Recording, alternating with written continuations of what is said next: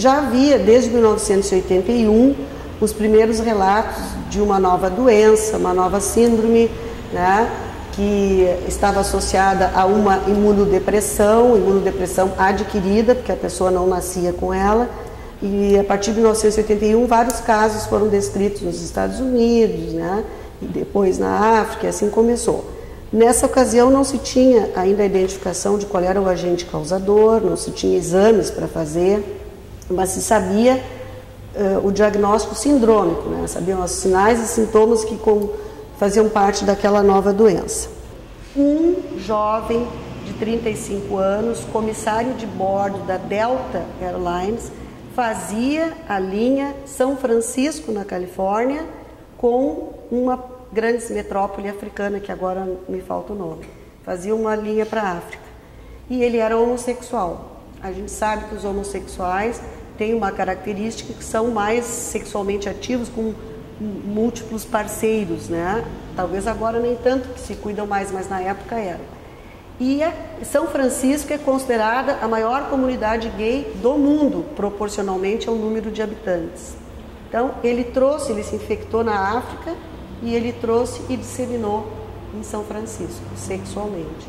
Então, no início da epidemia, a epidemia foi uma epidemia que começou no grupo homossexual e foi se transmitindo, né, entre o grupo homossexual. Mas os epidemiologistas diziam, daqui a alguns anos, 10, 15 anos, isso vai desaparecer, porque vai se passar para outros grupos também. E, de fato, isso aconteceu. Então, por esse motivo, nas Américas, a transmissão, o índice de mulher para homem assim, era 20 homens para uma mulher doente. Começou muito mais nos homens em função de ela ter predominado no grupo homossexual. Bom, só que no grupo homossexual também tem usuários de drogas injetáveis que compartilham seringas com homens que não são homossexuais, que se infectaram e passaram para suas companheiras, que por si passaram para os seus bebês. Então, ao longo dos próximos 15 anos, a doença saiu do grupo. Não tem mais um grupo de risco, né? Existem alguns comportamentos de risco, como a promiscuidade sexual, né, e o uso de drogas injetáveis. Mas, atualmente, se nós formos olhar o número total de casos que tem no mundo e o meio de transmissão é 80% heterossexual.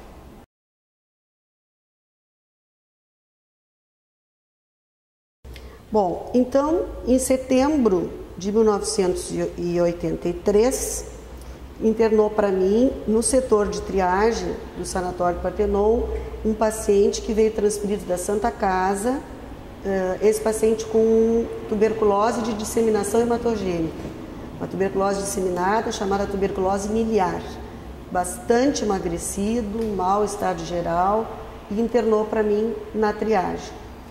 Esse paciente começou o tratamento para tuberculose e ele ficou comigo na triagem porque a ala de tratamento estava lotada. Então ele foi ficando ali na triagem. Bom, depois de uns 4 meses de tratamento para tuberculose, esse paciente estava bem, tinha engordado 10 quilos, caminhando pela enfermaria, se sentindo super bem. Ficou internado, que era um paciente que estava se recuperando, estava em mau estado geral, mas já tinha recuperado peso. Esse paciente começou a fazer febre e ele entrou em insuficiência respiratória.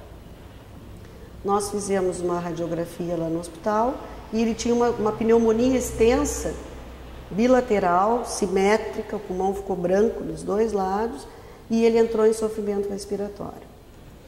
Como a coisa foi muito rápida, em 48 horas ele foi para o oxigênio, entrou em sofrimento respiratório, a gente não sabia que pneumonia era aquela. Eu já tinha algum tempo de formado, desde a faculdade, residência e sanatório, eu nunca tinha visto uma pneumonia igual àquela. Então, por isso, esse paciente foi transferido para o hospital da PUC e lá no hospital da PUC foi feita uma biópsia de pulmão. Ele foi anestesiado, foi aberto um pequeno corte no tórax e tirado um fragmento de pulmão para examinar. O patologista era o Dr. Geraldo Gayer, e poucos dias, no outro dia, o paciente foi à biópsia no final da tarde, no outro dia, depois do almoço, ele já me telefonou para dizer, olha, isso é uma pneumonia fúngica, e é uma pneumonia por Pneumocyst carini, esse fungo, assim. Eu nunca tinha visto, em toda a minha vida, nenhuma pneumonia por Pneumocyst carini. E quando eu fui ler os sinais dessa primeira, os principais sinais e sintomas dessa síndrome da imunodeficiência adquirida, digamos assim, a pneumonia por Pneumocyst carini era uma infecção definidora de AIDS. Em seguida do diagnóstico do nosso caso, teve um outro paciente no Hospital Vila Nova, que foi diagnosticado assim um mês depois, e já haviam 2 casos descritos em São Paulo. Por isso que na ocasião que a gente apresentou o caso na AMRIX, que foi em janeiro de 84, o Dr. Paulo Roberto Teixeira, que era coordenador do programa de DST-AIDS de São Paulo, ele veio a Porto Alegre e participou da reunião, porque já tinham 2 casos descritos em São Paulo.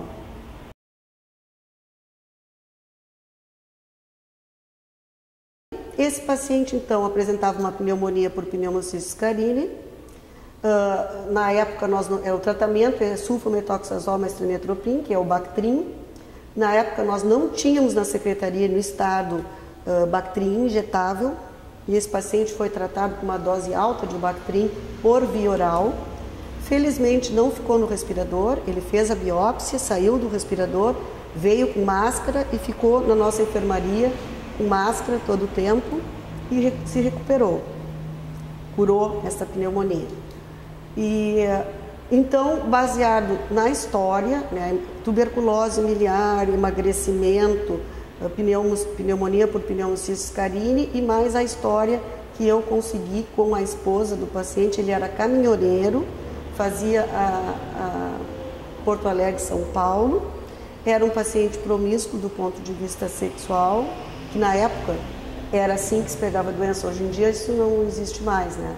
Mas na época era um grupo mais promíscuo. Ele era um paciente que era bissexual, dito pela esposa e depois dito por ele também.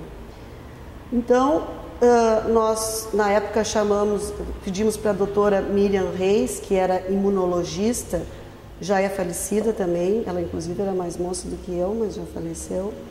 Ela era imunologista, trabalhou no Clínicas, trabalhou no Weiman, e a doutora Miriam Reis foi fazer uma avaliação imunológica, estudou os linfócitos desse paciente, fez uma avaliação imunológica bem importante. Chegamos à conclusão que ele era um paciente imunodeprimido, que só poderia ser para apresentar pneumocistose.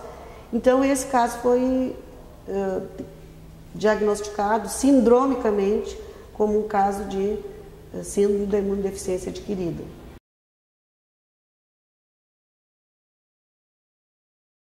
Em 1990 surgiu a primeira droga para tratar HIV, que foi o AZT. Então, dessa época tem várias lembranças, como o Cazuza, né, que foi tratado com uma dose altíssima de AZT, que ficou com aquela cor cinza, né, por causa da dose muito alta, que na época foram o primeiro remédio que surgiu. A partir de 1992, então, surgiu o segundo remédio, que foi a didanosina, o DDI, e assim foram surgindo outras medicações.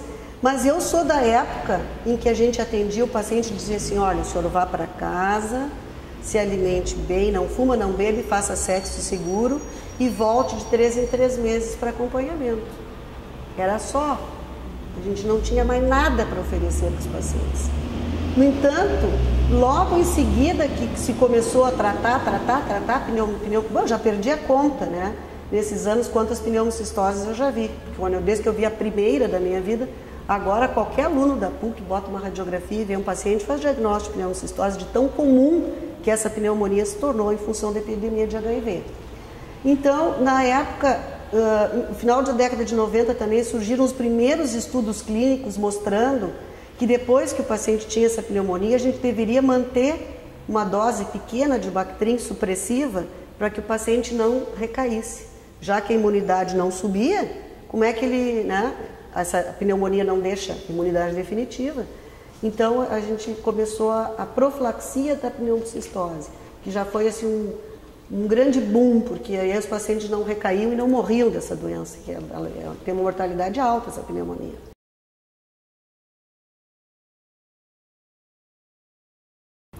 Dois anos depois, houve os congressos internacionais são de 2 em 2 anos. Houve um congresso em Vancouver, no Canadá. E esse congresso, eu também me inscrevi para uma bolsa, a universidade pagou, a PUC pagou a minha passagem, eu levei 2 trabalhos para mostrar e em 96 o congresso foi assim absolutamente maravilhoso, foi uma coisa assim onde surgiu o primeiro conceito do coquetel. Então esse japonês naturalizado americano, David Ho, ele lançou o conceito do coquetel, que o vírus por mutações teria que ser tratado com 3 drogas simultaneamente, a exemplo da tuberculose. A tuberculose e o HIV tem muitas semelhanças. O negócio da resistência, tem que tratar com esquema tríplice, como é que o vírus desenvolve resistência, é muito... Por isso que eu sempre digo lá para os meus alunos, quem sabe tratar tuberculose sabe tratar HIV, porque os princípios básicos são os mesmos. Então, foi assim um boom nesse congresso, quando eles mostraram o primeiro conceito de carga viral, como é que se media a carga viral, para que a carga viral servia, foi um negócio assim deslumbrante. Então, nesse congresso se começou então a partir desse congresso em 1996 se começou a fazer os primeiros tratamentos, né?